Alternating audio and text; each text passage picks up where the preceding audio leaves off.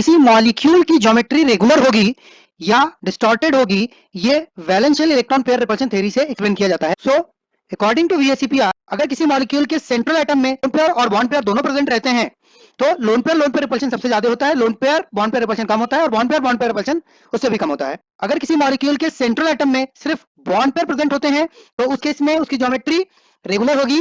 Molecule में अगर sp3 hybridised central atom है तो उसकी ज्योमेट्री यहाँ पे टेट्राहेड्रल मिलेगी, बॉन्ड एंगल 109.5 डिग्री मिलेगा। बट अगर मॉलिक्यूल में सेंट्रल एटम अगर लोन पेयर को भी कंटेन करता है तो मॉलिक्यूल की ज्योमेट्री डिस्टॉर्ट हो जाएगी।